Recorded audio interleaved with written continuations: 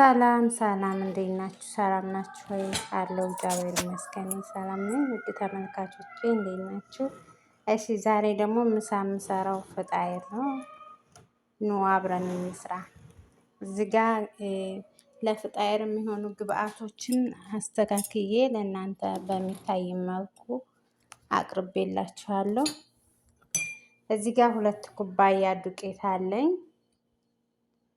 እዚህ ጋር ትንሽዬ በዚች ጨው አለኝ። እዚህ ጋር ዘይት አለኝ። ፍንጃል ገኋ የስኒ ቡና ማለት ነው። እዚህ ጋር በትልቁ ማንኪያ 2 ማንኪያ ስኳር አለኝ። እዚህ ጋር 2 የዱቄቱ ወተት አለኝ። ሀሊብ ኒዶ። እዚህ ጋር ትንሽዬ ቤኪንግ ፓውደር አለኝ። እናንተ እንደ ፍላጎታችሁ። እሺ እዚህ ጋር በመጀመሪያ ዱቄቱን እንጨምራለን ማብኪያችን ላይ። ከዛ ጨው፣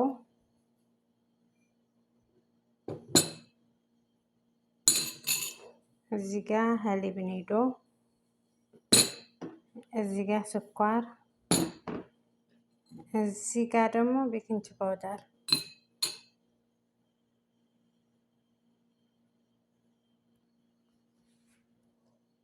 እዚህ ጋር በአንድ ጋር ታደርግን በኋላ እንደዚህ እናደባልቀዋለን።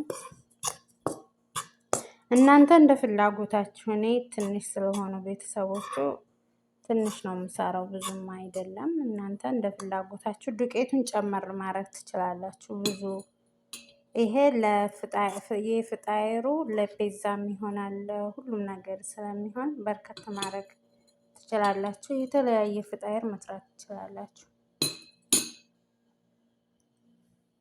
እዚህ ጋር ለብ ያለ ውሃ ነው የጨመርኩት፣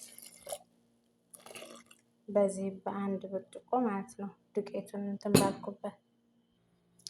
እሺ እዚህ ጋር ማቦካበት ውስጥ ጨምሬያለሁ ዘይቱን ለማድረግ። እዚህ ጋር ትንሽ ላላ ስላለብኝ ዱቄት እጨምራለሁ። ዘይት እስካሁን አልጨመርኩም። ዘይቱን መጨመር ያለባችሁ እንደዚህ እያቦካችሁ ነው፣ ፍፍት ያለ እንዲሆንላችሁ እንደዚህ።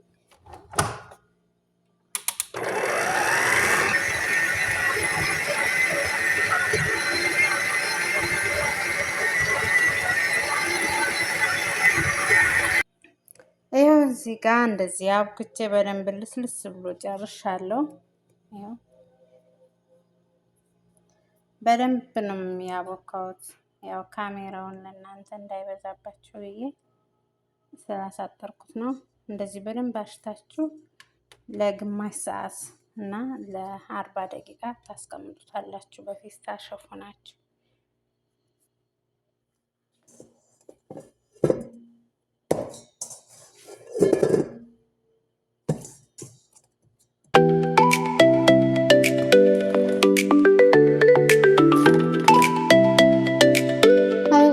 ከ30 ደቂቃ በኋላ ኩፍ ብሎልና አሁን እዚህ ጋር መዳጫ አለኝ።